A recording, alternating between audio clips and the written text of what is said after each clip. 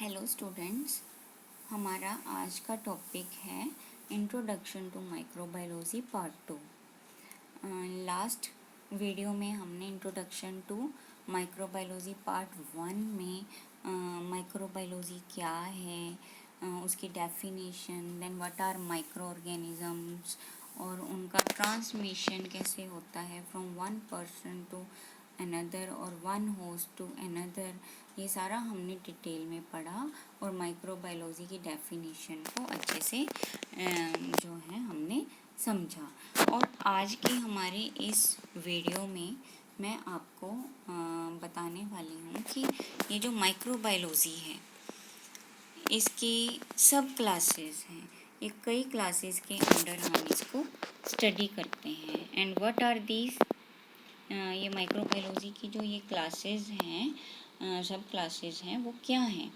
These are, देखो, bacteriology, mycology, phycology, protozoology, then virology. What is bacteriology? That bacteriology is the study of organism like bacteria, mainly bacteria. Microorganism, which microorganism? Bacteria. And what is mycology? Mycology is the study of fungi. Fungus की study करते हैं हम इसमें। Phycology, in phycology we study algae. Then is protozoology, इनके नाम से ही पता चल रहा है, study of protozoans. Virology, it is the study of viruses. तो microbiology means study of micro organisms. अब देखो, डिफरेंट डिफरेंट टाइप्स के माइक्रो ऑर्गेनिजम्स हैं, हमने पढ़ा था, जैसे बैक्टीरिया हो गए, फंजाई हो गए, एल्गी हो गए, प्रोटोजोन्स हो गए, देन वायरसेस हो गए। तो इन सभी माइक्रो ऑर्गेनिजम्स की जो इंडिविजुअल स्टडी है उनको ही हमने माइक्रोबायोलॉजी की सब क्लासेस में डिवाइड कर लिया है। Now next is the advantage of microbiology, और you can say scope of microbiology. हमें जानना है कि माइक्रोबायोलॉजी का क्या स्कोप है, कहाँ कहाँ ये माइक्रोबायोलॉजी अप्लाई होती है, हमें कहाँ कहाँ माइक्रो ऑर्गेनिजम्स को स्टडी करना होता है। So various advantageous fields of microbiology are essentially discussed as follows. First one is aeromicrobiology. Student, what is aeromicrobiology? पहले तो आपको पता होना चाहिए कि एरोमाइक्रोबायोलॉजी होती क्या है। Aeromicrobiology is the study of microbes which are suspended in the air. Aero means air. अब एयर में जो माइक्रो ऑर्गेनिज्म सस्पेंड कर रहे हैं, मतलब घूम रहे हैं, उन्हीं की स्टडी करना। अब देखो, हमें पता है एयर जो है वो मिक्सचर ऑफ गैसेस है, और उन गैसेस में हमें वो मिक्सचर भी दिखाई नहीं देता, हमें हवा भी दिखाई नहीं देती है, we can feel the air. Likewise उसके अंदर जो माइक्रोब्स हैं वो भी ऐसे स्प्रेड होते हैं जो हमें विजुअलाइज नहीं होते हमारी नेक्ड आइज से। और यू कैन से, क्योंकि हवा में जो है माइक्रोब्स घूम रहे हैं, सस्पेंड हो रहे हैं, और ये लिविंग ऑर्गेनिजम्स हैं जो कि हवा में घूम रहे हैं। सो इनको हम बायो एरोसोल्स भी कहते हैं। ये जो माइक्रोब्स जो हवा में सस्पेंडेड हैं, इनको हम बायो एरोसोल्स भी कहते हैं। So in aeromicrobiology we study microbes which are suspended in the air, and this aeromicrobiology helps in the overall prevention and preparation of food, then food prone diseases and their ultimate prevention. अब देखो कि कई सारे food materials हैं, preparation उनकी जो होती है उसके लिए माइक्रो ऑर्गेनिजम्स रिक्वायर्ड होता है। तो कई बार जो हमारी एयर होती है उसमें ही वो माइक्रो ऑर्गेनिजम्स प्रेजेंट होते हैं जो उस food particular type of food preparation को प्रिपेयर करने में हेल्पफुल होते हैं, और कई बार उनके वो प्रिजर्वेटिव्स भी कहलाते हैं। बट कुछ फूड प्रोन डिजीजेस भी हैं that are caused by this microflora. ये जो माइक्रो ऑर्गेनिजम्स हैं कुछ फूड प्रोन डिजीजेस भी कोज कर देते हैं एंड देयर अल्टीमेट प्रिवेंशन। और कुछ माइक्रो ऑर्गेनिजम्स ऐसे होते हैं जो फूड को स्पॉइल करने के बाद जो फूड पॉइजनिंग कोज की है उसको ठीक करने में भी हेल्पफुल हैं। कुछ माइक्रो ऑर्गेनिजम्स ऐसे भी हैं हवा से जो हम इनहेल करते हैं, जो कि जिन्हें हम कह सकते हैं बेनिफिशियल माइक्रो ऑर्गेनिजम्स। तो हवा में दोनों तरह के माइक्रो ऑर्गेनिजम्स होते हैं। इसका मतलब कि डिजीज़ कोजिंग एजेंट्स भी होते हैं, पैथोजेनिक माइक्रो ऑर्गेनिजम्स भी होते हैं, एज वेल एज कुछ फ्रेंड माइक्रो ऑर्गेनिजम्स जिन्हें कहते हैं बेनिफिशियल माइक्रो ऑर्गेनिजम्स, वो भी प्रेजेंट होते हैं। Next, beverage microbiology. इसमें कई तरह के soft drinks and then beer, shandy, wine and a variety of alcoholic beverages, मतलब soft drinks as well as alcoholic beverage, both type of beverages are prepared using microorganisms. Okay, then next is exomicrobiology. Exomicrobiology is a very new term, है ना। आप जानना चाहोगे और बहुत interesting है एक्सोमाइक्रोबायोलॉजी। Exomicrobiology is the study of microorganisms in outer space. Outer space में जो है माइक्रो ऑर्गेनिजम्स की स्टडी करना, दैट इज़ नोन एज एक्सोमाइक्रोबायोलॉजी। या तो स्पेस में या फिर स्पेस जैसी कंडीशंस हम अप्लाई कर दें यहीं पे अर्थ पे ही, और वहाँ पे माइक्रो ऑर्गेनिजम्स की स्टडी की जाए, दैट इज़ नोन एज एक्सोमाइक्रोबायोलॉजी। अब देखो हमारे जो साइंटिस्ट हैं वो एक्सोमाइक्रोबायोलॉजी में क्यों इंटरेस्टेड हैं, क्यों माइक्रो ऑर्गेनिज्म की स्टडी आउटर स्पेस में करने में इंटरेस्टेड हैं। अब देखो लाइफ इन स्पेस जो है वो इंटरेस्ट में है साइंटिस्ट में, क्योंकि देखो अर्थ में जो माइक्रोब्स होते हैं, है ना, समटाइम्स क्या होता है इतनी ज़्यादा एक्सट्रीम कंडीशंस होती हैं कि जहाँ पे नॉर्मली जो लिविंग ऑर्गेनिजम्स हैं वो सरवाइव नहीं कर पाते।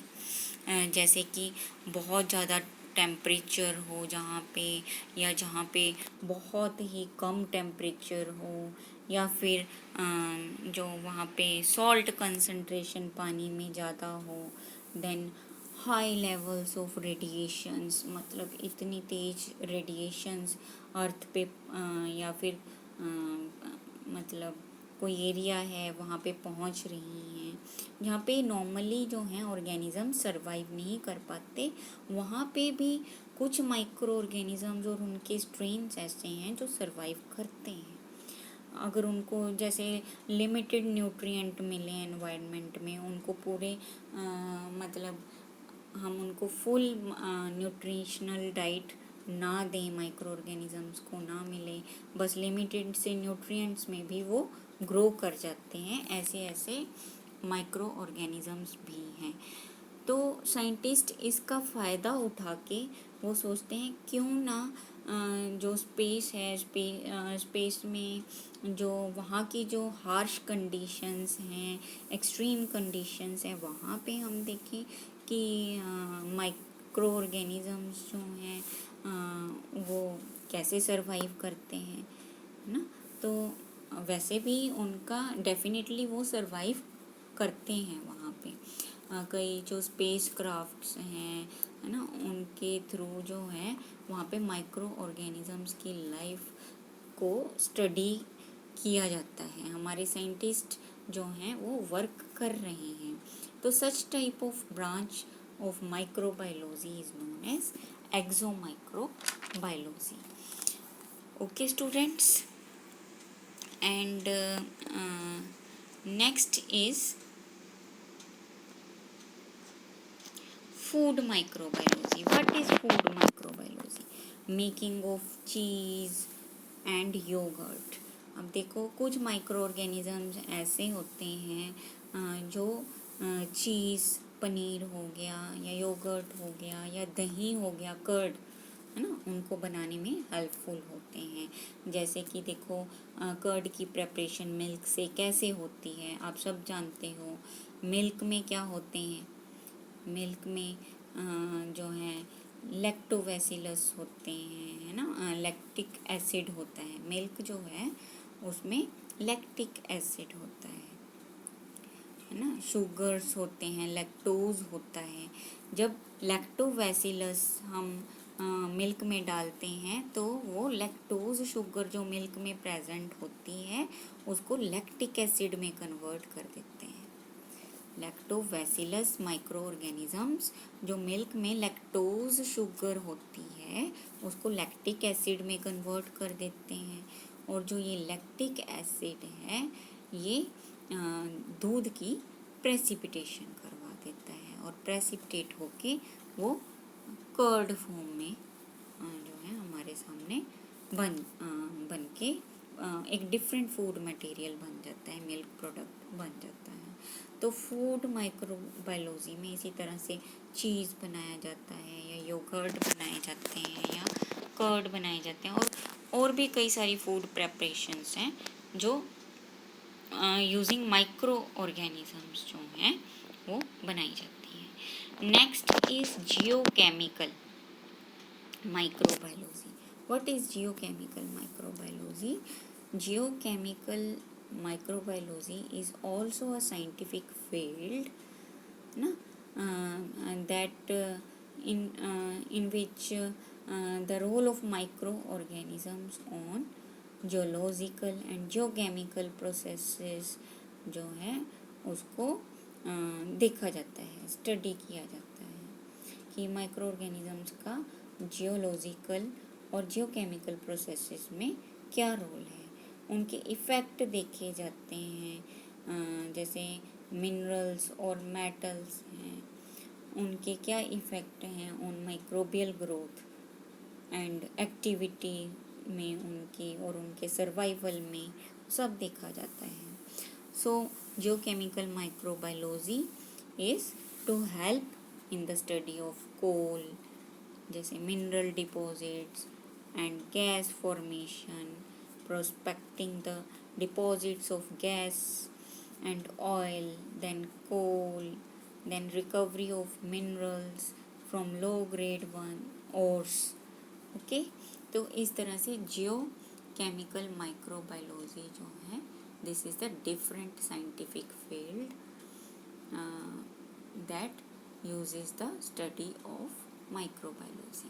Next is industrial microbiology. What is industrial microbiology? Industry level पे माइक्रो ऑर्गेनिजम्स की स्टडी है ना, उनका यूज़ किया जाता है in making of ethanol, acetic acid, lactic acid, citric acid, glucose syrup, then high fructose syrup. So इस तरह से इनका इंडस्ट्रियल माइक्रोबायोलॉजी में भी रोल है। Then medical microbiology, medical microbiology में क्या किया जाता है, helps in the diagnostic protocol for identification of positive agents of various human elements and subsequent preventive measures. देखो जो कोई भी डिजीज़ हो रही है उस डिज़ीज़ का क्या कारण है। देखो ज़्यादातर जो डिजीज़ हैं वो पैथोजेनिक माइक्रो ऑर्गेनिजम्स कोज करते हैं, है ना। तो वो पैथोजेनिक माइक्रो ऑर्गेनिजम्स की स्टडी करना, उनका पता लगाना, है ना, जो डिज़ीज़ कोज कर रहे हैं उनको आइडेंटिफाई करने में ये मेडिकल माइक्रोबायोलॉजी हेल्पफुल है। मतलब डायग्नोस्टिक पर्पस के लिए हम यूज़ करते हैं for human ailments as well as कुछ एनिमल डिजीजेस भी हो सकती हैं जिनका हम पता लगाते हैं with the help of medical microbiology. और एक बार उनका पता चल गया कि ये पर्टिकुलर माइक्रो ऑर्गेनिज्म जो है ये पर्टिकुलर टाइप ऑफ डिजीज़ कोज कर रहा है, तो उस डिजीज़ की रोकथाम कैसे करनी है, how to prevent that disease, that also covers under the medical microbiology, वो भी इसके अंडर आ जाता है। ठीक है, उसके बाद है फार्मास्यूटिकल माइक्रोबायोलॉजी। बच्चों जो आपका ये सब्जेक्ट है इसका नाम है फार्मास्यूटिकल माइक्रोबायोलॉजी। इसको हम डिटेल में पढ़ेंगे। अभी तो जस्ट हम इंट्रोडक्शन पढ़ रहे हैं ना कि माइक्रोबायोलॉजी क्या होता है। माइक्रोबायोलॉजी पता होगा तभी हमें पता चलेगा कि फार्मास्यूटिकल माइक्रोबायोलॉजी क्या है। अब देखो, फार्मेसी जैसे कि हम सब जानते हैं इसमें हम ड्रग्स की स्टडी करते हैं, और फार्मेसी जो है कैसे ये जो क्रू ड्रग्स बनती हैं ये पेशेंट केयर में हेल्पफुल होती हैं, है ना, हेल्थ मेंटेनेंस में इनका रोल है। तो making of life saving drugs like antibiotics, example penicillin, ampicillin, chloramphenicol, ciprofloxacin, tetracycline, streptomycin. There are so many antibiotics that are derived from microorganisms. ये माइक्रोऑर्गेनिजम्स से बने हुए हैं ये जो एंटीबायोटिक्स हैं। कई सारी वैक्सीन्स हैं, कई सारे एंटीसीरा हैं जो माइक्रो ऑर्गेनिज्म से ही बनाए जाते हैं। तो फार्मास्यूटिकल माइक्रोबायोलॉजी में हम माइक्रो ऑर्गेनिजम्स की स्टडी करते हैं in various formulation, you can से in various medicinal agents, okay, medicinally active agents उनमें। And next is soil and agriculture microbiology. What is soil and agriculture microbiology?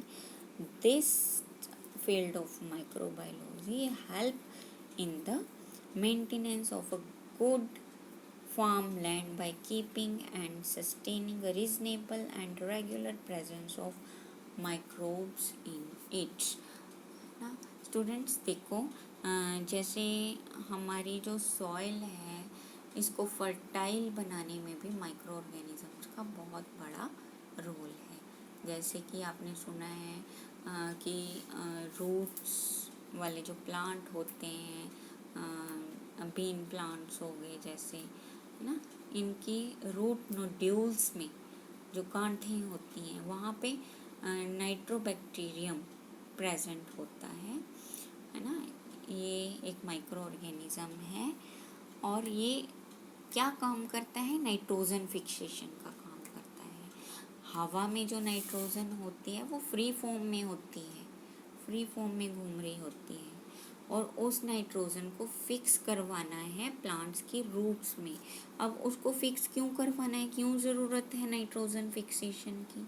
क्योंकि देखो, कोई भी ऑर्गेनिज्म है, कोई भी लिविंग ऑर्गेनिज्म है, चाहे वो प्लांट्स हैं, चाहे वो एनिमल्स हैं, चाहे वो माइक्रो ऑर्गेनिजम्स हैं, उनकी लाइफ का जो एसेंशियल कंपोनेंट है उसमें प्रोटीन्स आ जाते हैं। और प्रोटीन्स क्या है, अमीनो एसिड्स चेन्स, और अमीनो एसिड्स में अमाइनो ग्रुप जो होता है वो उसमें नाइट्रोजन अटैच्ड होती है, नाइट्रोजन एलिमेंट अटैच्ड होता है।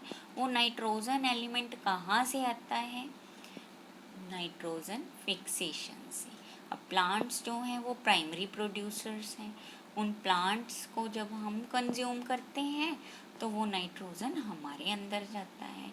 तो there is a very good, है ना, important role of these microorganisms in soil and agricultural microbiology, है ना। तो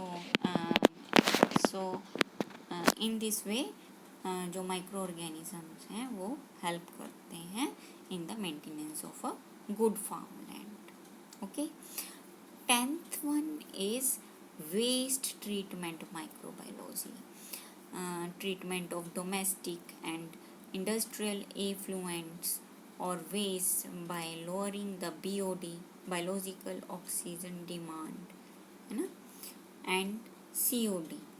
ये क्या है?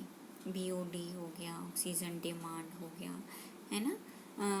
मतलब ये वाटर वेस्ट ट्रीटमेंट माइक्रोबायोलॉजी का डोमेस्टिक लेवल पे कहाँ यूज़ हो रहा है? वाटर ट्रीटमेंट प्लांट्स में। आप जानते होंगे वाटर ट्रीटमेंट प्लांट्स के बारे में, है ना। कैसे वाटर को प्योरीफाई करके उसको ड्रिंकिंग पर्पस के लिए यूज़ किया जाता है, वॉशिंग पर्पस के लिए यूज़ किया जाता है, या फिर और किसी पर्पस के लिए पानी को यूज़ किया जाता है प्योरीफाई करके। अब ये पानी के सोर्सेज क्या क्या हैं? वाटर ट्रीटमेंट प्लांट्स में मतलब ये वाटर कहाँ से आता है? जो देखो सीवेज का जो वाटर होता है वाटर ट्रीटमेंट प्लांट्स में, इस वाटर को प्योरीफाई किया जाता है। तो इसमें जो माइक्रोबियल फ्लोरा होता है, वेस्ट मटेरियल होते हैं, उसको जो है with the help of lowering the BOD and COD, ना, these both types of oxygen demands, इनको थोड़ा लोअर करके जो है इन वाटर को प्योरीफाई किया जाता है ना। अब ये जो एफ्लुएंट्स हैं या यू कैन से जो सॉलिड मटेरियल है जो बिना माइक्रो ऑर्गेनिजम्स के डिकम्पोज नहीं हो सकते, ठीक है, चाहे वो डोमेस्टिक वेस्ट हैं, चाहे वो घरेलू वेस्ट हैं, चाहे वो इंडस्ट्री के वेस्ट हैं, उनको डिकम्पोज करने का एक ही तरीका है माइक्रो ऑर्गेनिजम्स। तो वही ट्रीटमेंट जो है यहाँ वेस्ट ट्रीटमेंट माइक्रोबायोलॉजी में यूज़ किया जाता है। So in this way in our today's class, है ना, we have studied about the scope of microbiology along with the various classes of subclasses of or subdivisions of microbiology. Hope so कि आपको समझ में आ गया होगा अच्छे से। अगर आपको समझ में आ गया है तो इस चैनल को प्लीज़ सब्सक्राइब करिएगा, है ना। आने वाले कल में मैं और भी माइक्रो ऑर्गेनिजम्स के जो PTU के अंडर सिलेबस के अकॉर्डिंग टॉपिक्स हैं उनको आपके सामने प्रेजेंट करूँगी और आपको अच्छे से समझाने की कोशिश करूँगी। Okay, thanks a lot.